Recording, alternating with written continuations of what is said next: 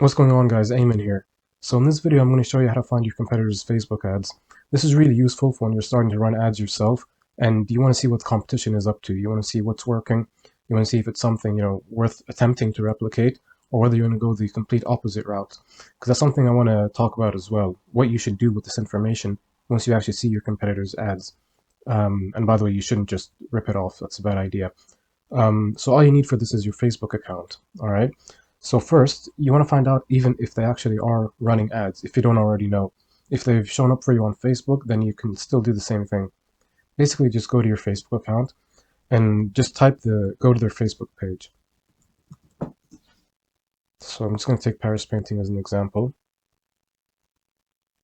Go to the Facebook page, click on About, Page Transparency, and you can see it says here, this page is currently running ads. So what you can do from here is just select See All and click Go to Ad Library. And like I said, if you're logged into your Facebook account, then this should show up. They might want you to accept some permissions or something like that, some cookies, but you can just go ahead and do that. Anyway, you can see these are the ads that Paris Painting have running, and you can also see how long they've been running for. You can see this was launched in September 24. This was launched more recently in October 24.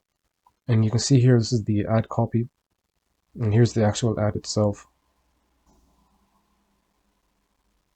So like I said, it's pretty useful just to know what you're up against. So from here, you can also click on See Ad Details, just to see more about what they're doing with this traffic.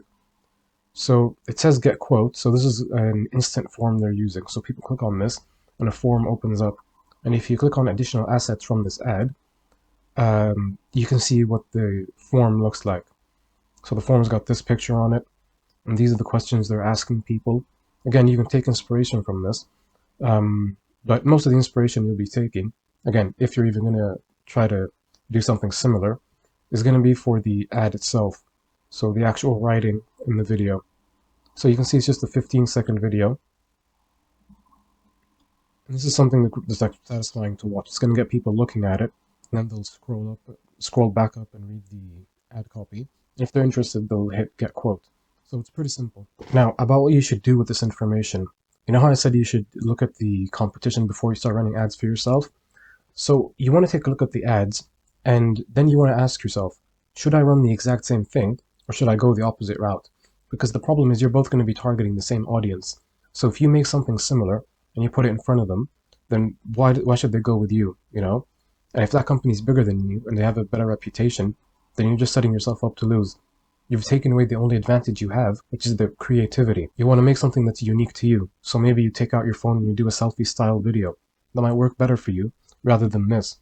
Because maybe this is something that a bigger company can get away with, but you need to introduce yourself to your market and show people that you're actually serious about your work, and these are the projects we're doing and things like that. Basically let people associate your company's name with your face, so that might work better for you.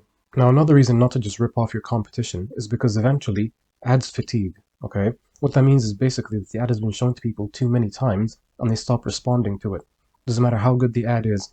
If it's been running long enough, then it just needs to be refreshed every so often, because then you're just going to be putting money behind it. And people have seen it so many times they just instinctively scroll past it. If you don't know how to come up with engaging ads to get people to stop scrolling, then you're always going to be one step behind your competition. So really, you want to actually take the time to ask yourself, what are people looking for in a painting company?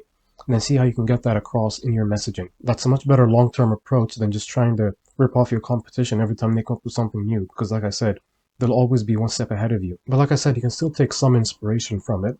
So you can make something very similar to this, okay? Just instead of just the hand spraying, you can actually be in the shot yourself, and then you can turn around and maybe make some gesture to the camera, or maybe have your branding visible so you've got your logo on your back, something like that. It might seem like just a small change, but that could be all that's needed to get people's attention. And by the way, you don't only have to look up your local competition.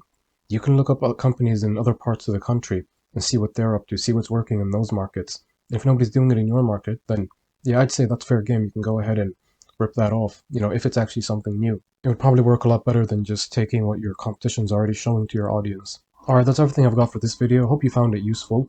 And if you need any help with this stuff, you want somebody to manage your ads for you, then you can go ahead and book a call with me on my website. But other than that, I'll see you in the next video. Thanks.